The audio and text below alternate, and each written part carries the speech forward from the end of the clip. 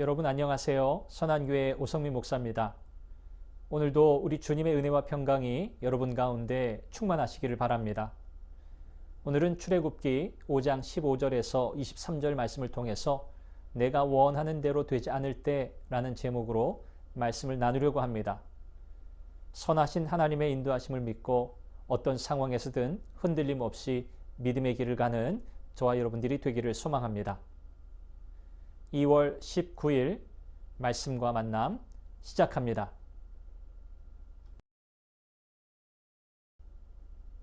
이스라엘 백성의 기록원들은 자신들에게 어려움이 닥치자 바로에게 찾아가서 괴로움을 호소했습니다.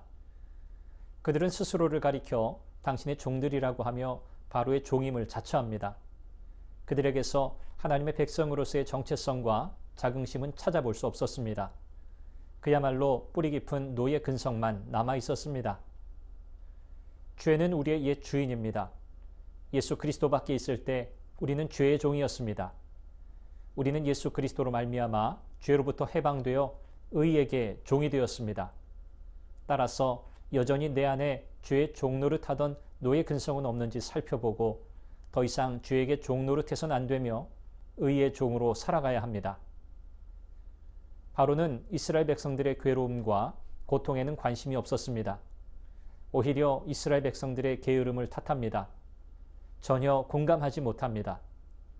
왜냐하면 모든 것을 자기 기준으로만 보기 때문입니다. 상대방을 이해할 마음도 없고 이해하려고 노력하지도 않습니다.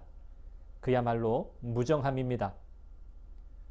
바로는 자신의 명령을 거두거나 완화시키지 않고 그대로 실행할 것을 명령합니다. 이스라엘의 기록원들은 자신들의 상황이 더욱 어려워진 탓을 모세와 아론에게 돌립니다. 그리고 원망합니다. 그러면서 여호와는 너희를 살피시고 판단하시기를 원하노라 라고 말합니다. 얼핏 보면 믿음이 좋은 것 같습니다. 그러나 이것은 자기들의 주관적인 생각에 하나님의 이름을 가져다 붙인 것입니다. 그들은 모세와 아론 때문에 바로에게 매우 큰 미움을 받는 존재가 되었다는 원망의 말을 매우 심한 악취를 풍기게 되었다는 후각적 이미지로 표현하며 모세와 아론을 비방했습니다. 내가 원하는 대로 되지 않을 때 여러분은 어떻게 반응하십니까? 세상에는 이해할 수 없는 일들이 참 많고 그런 일이 우리에게 일어나기도 하는데 그럴 때 하나님을 원망하고 있지는 않습니까? 믿음이 연약할 때 세상 풍파 앞에서 자칫 신앙의 중심을 잃어버리고 하나님과 신실한 영적 지도자들을 원망하는 죄를 범하기 쉽습니다. 이러한 어리석음에 빠지지 않기 위해 모든 일 가운데 간섭하시고 인도해 주시는 하나님의 섭리를 깨닫는 영적인 민감함을 가져야 합니다. 감사도 습관이고 원망도 습관입니다. 우리에게는 거룩한 습관이 필요합니다. 모세는 난관에 부딪히자 곧바로 하나님께 나아가 상황을 아뢰입니다.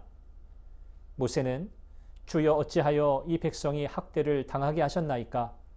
어찌하여 나를 보내셨나이까? 라고 묻습니다.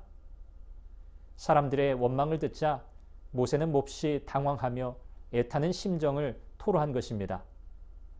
어찌하여의 반복은 당시 모세의 당혹스러움과 비통함을 잘 드러내는 표현입니다. 모세는 하나님의 신실함을 믿었습니다. 그래서 자신이 하나님의 이름으로 명령을 성실하게 이행하기만 하면 즉시 하나님의 구원의 역사가 이루어져서 이스라엘이 해방을 맞이할 것으로 예상했을 것입니다. 그러나 현실은 정반대였습니다. 핍박이 더 극심해졌습니다. 우리가 성실하게 하나님의 뜻을 분별하고 믿음으로 살아간다고 해도 모든 일이 즉시 잘 되는 것은 아닙니다. 인간적인 눈으로는 상황이 더 악화될 수도 있습니다.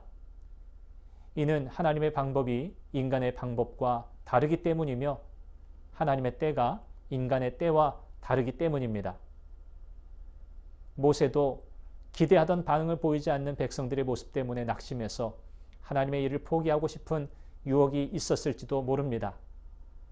그러나 참 믿음의 사람은 조급하게 생각하지 않고 하나님께 나아가 진심으로 그분의 뜻을 구하며 하나님을 더욱 굳세게 의지하는 사람입니다. 그럴 때 다시 새로운 힘을 주시며 변화의 역사를 이루어 가실 것입니다. 여러분을 축복합니다.